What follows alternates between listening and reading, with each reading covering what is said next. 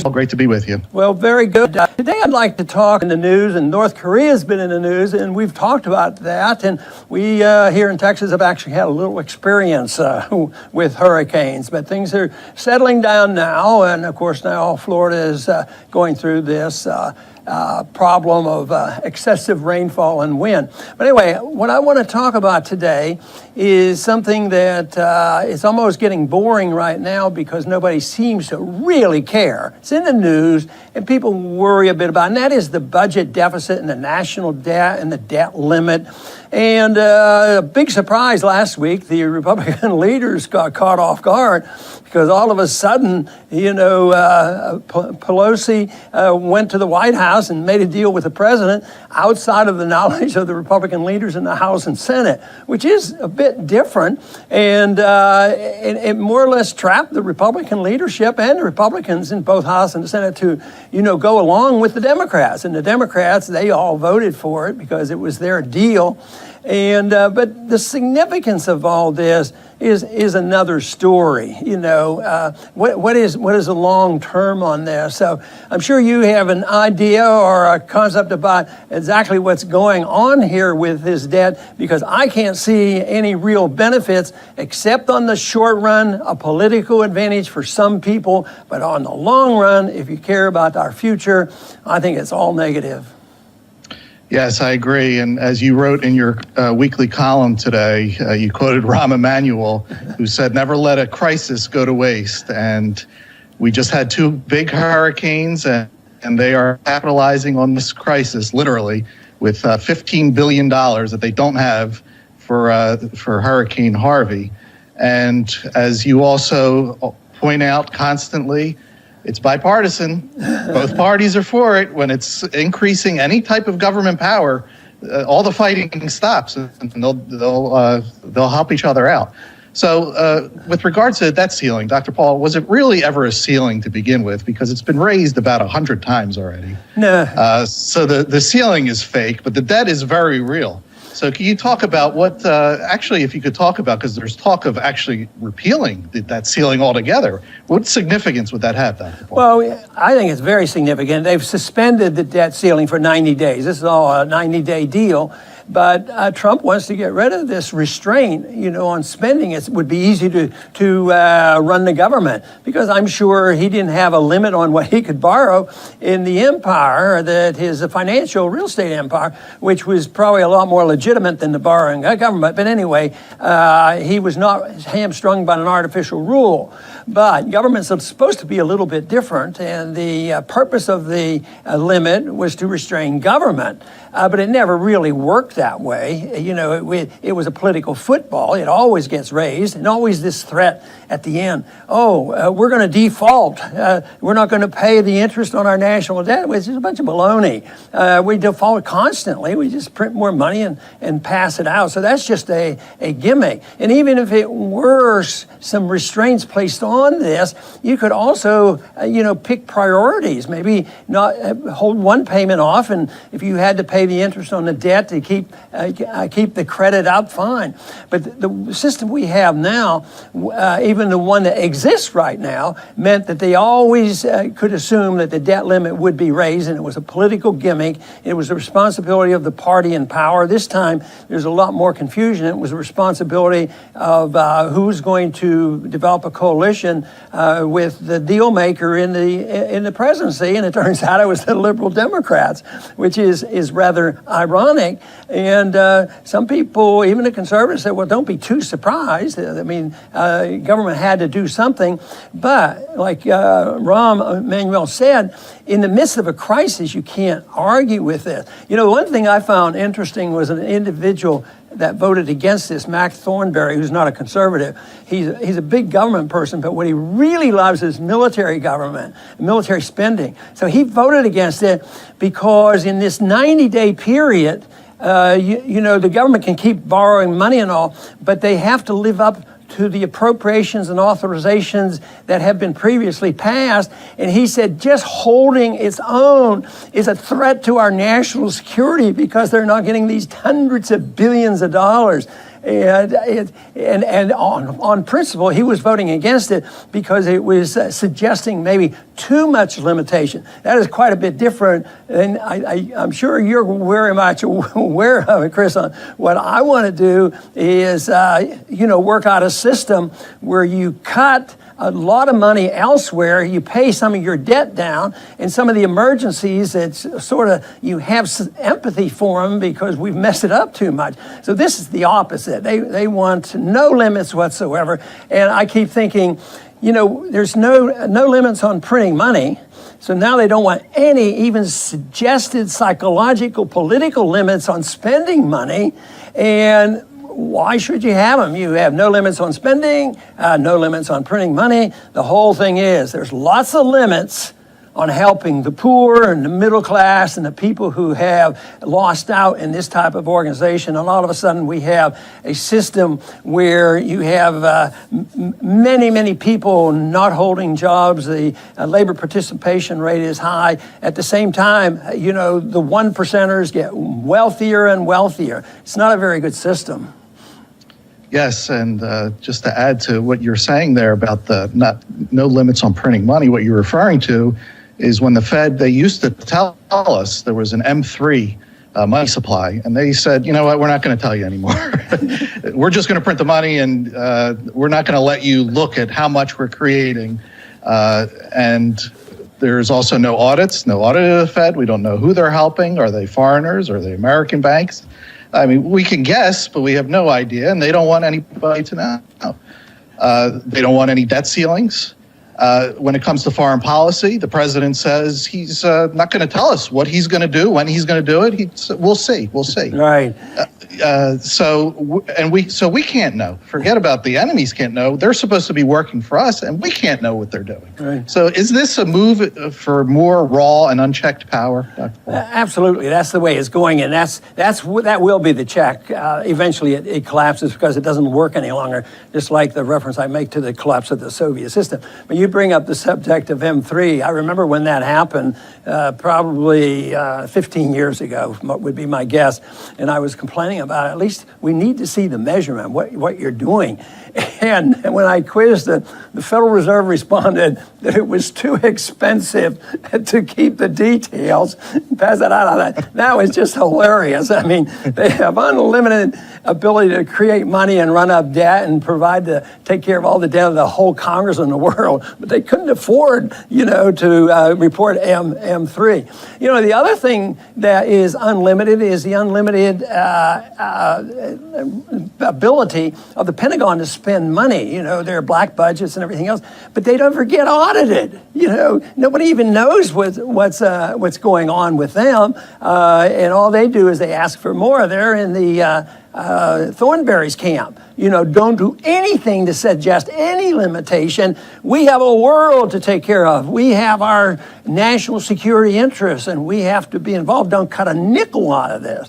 And this is why this is not a budgetary argument. This is why it's much different than a budgetary argument. It's something I talk about all the time, and that has to do with this is a philosophic argument. This is not a tactical argument about how you spend here and a management problem, making deals and all that. That is so far removed from what is necessary. The ultimate question that has to be answered, and then we're going to be forced to answer. That's why I find this dangerous, but also very entertaining. They will be forced, the American people will be forced to ask the question and participate in the answer. And if you don't participate, that means you have given in. The question is, what should the role of government be? And right now, there is no one in Washington, and Draining the Swamp slogan did not even suggest that we will talk about the role of government. We will change the role of government.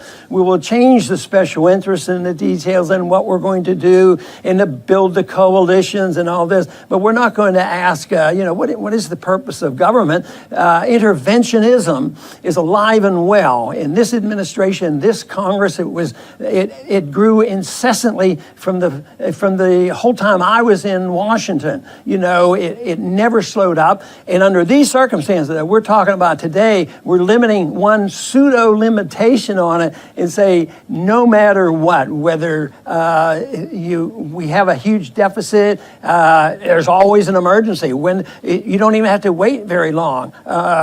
We had one hurricane after another. What will happen next week? There's going to be a need to invade North Korea or something. There's going to be something that will come up. There will always be an emergency, and so far they've been able to do exactly what they have done: work a deal, take care of everybody. Nobody gets cut. Nobody will be cut. We have a system that is on autopilot more so than ever before, but it still will be interesting to find out what happens in December, because there is a deadline there, and they will have to address this again. And maybe, who knows what will evolve on this coalition. Yes, let's talk about who pays the price for this now. And speaking of the swamp, we had our second annual conference near Washington, which was spectacular. And Washington we went out, had some great meals, shopping. On our way home, Dr. Paul, we stopped in Philadelphia. Me and my wife, we decided to walk through the streets, and it was the first time in years that we've done it. And boy, what a different story than from Washington. Places were boarded up. There were homeless on, I would say, every single street corner. And I even, for the first time in my life, he was maybe a 10-year-old boy come up and asking me for money. It was I've never experienced a old boy come up and asking me for money. I've never experienced that in America. So Dr. Paul, please explain how the middle class is getting squashed by this unchecked power that we're talking about today. Yes, and that is going to continue. But there was a pretty astute prediction made by Mises many years ago, because he made this point, and I'm sure the other early Austrian economists made the same point, but I remember reading it in Human Action, and he said that if you destroy a currency, a sound currency, which was the restraining instrument on spending, because you can't print gold, so there would be always restraints. You'd have to ask the people for the money, because you'd have to through taxation and all. So, but he said, when you destroy a currency, you always destroy the middle class. And it keeps coming back to me, because you witnessed it, you saw it there. And getting the right image is pretty important. Now, Chris, if you look at the crowd that we had there, we had a sellout crowd and a lot of young people. I was delighted to see people there, and boy, were they with us. And we had a lot of talk about how unfair the government is to the people who tell the truth. Don't tell the truth, you can get in a lot of trouble. And we heard some sad stories.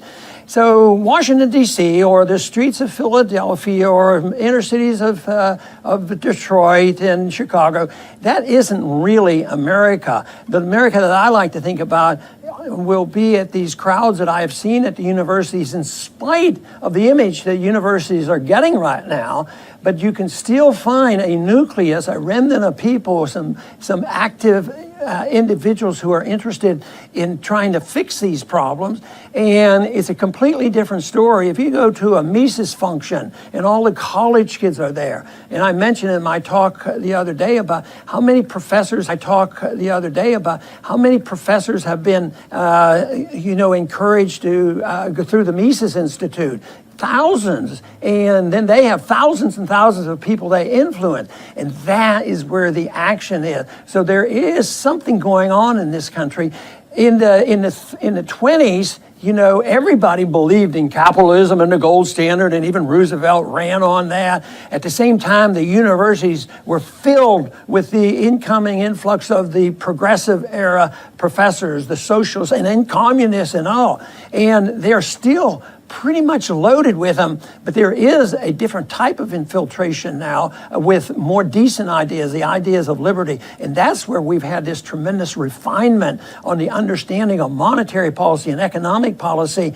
So even though when you walk on the streets of Philadelphia, it might give you an incentive for us to work harder, but we have to look to the good side of it and what can happen. So I'm looking forward to some positive things that we hope we see come about here in the next decade or two. Yes, it was very encouraging. There were so many people coming up, shaking our hands, saying they love the Liberty Report and everything we're doing. And as much as we focus on the problems, and they have to be pointed out, there is a silver lining, and there is a remnant out there that, and you made a great point in your speech at the conference that, when the American revolutionaries were spreading the message of liberty, they weren't doing it in front of 100,000 people. They were doing it in small groups here and there. And we have the ability to do that today, especially with social media, to just get the message of liberty out there. And don't worry about who believes and who doesn't believe, but whatever they hear, they can't unhear. And whatever they see, if you make a video, they can't unsee it. It's in their mind forever. So I think we do have a way out of this, as bad as it is. And if you could close the show, giving our viewers a positive message to be optimistic despite this unchecked power that is streaming right at us. Very good, Chris, and I want to thank you for being our co-host today, and I'll be back talking with you soon. But I want to just mention to our viewers and follow up on exactly what Chris was saying, because without some hope and some optimism, you might as well go hide yourself in a hole. The other thing, though, that I think is neat about it, and we sensed this at our meeting in Alexandria, and that is that when you meet people that have the same concerns and same interests, and because they have this sense that they're all by themselves and they're with other people, and I said this very often on college campuses, that yes, it's hard work. It's hard work. You have to study and organize and campaign and do all this, but you have to have some fun doing it. And it's fun associating with other individuals, but you do want to see success. And the whole thing is ideas do have consequences. That's the only thing really that counts. You couldn't have had our system deteriorate like it has recently without the progressivism and the philosophers and the teachers, from the beginning of the last century, who changed our foreign policy, who changed our monetary policy, gave us the Federal Reserve, changed our attitude about the income tax, taxing individuals. That's all part of that era, but it was ideological before it was practical in the mainstream. But you do have to get support from a large number of people to go along. But they'll go along, the majority goes along if they believe it's in their self-interest. Today, it's pretty difficult. It was mentioned at our meeting that I always voted against flood insurance in my district, and it was always getting flooded. But I think and it's not easy. You have to show people that their interests are best served in liberty, and that just being dependent on government is a negative. And now that's all we're seeing now, the consequence of big government, the failure of big government. And yet there is a much louder clamor for bigger government. But the noise you hear in Washington and the support you get and the coalitions to come together with Republicans and Democrats and fight in these wars constantly, which make no sense, and continuing with the deficits and of course, no matter what they say in Washington, they are going to cling to this whole principle of a central bank printing money at will, because it can't work any other way, because you can't tax people for all this and nobody's going to take the cuts. But the dollar will be devalued. It's doing that right now. If this will end because the real wealth of the country is shrinking, but the whole effort has to be designed to get the maximum number of people that we can find to understand what it is to believe in personal liberty and why it's a God-given right to have a right to your life, a right to your liberty, and a right to use that as you see fit, even if you make mistakes. It's a wonderful system because obviously if you look at the record, there is no doubt the freer a society, the more prosperous it has been, and the larger the middle class. I think that sounds like a pretty good idea to me. But I do want to thank everybody for tuning in today to the Liberty Report, and please come back soon.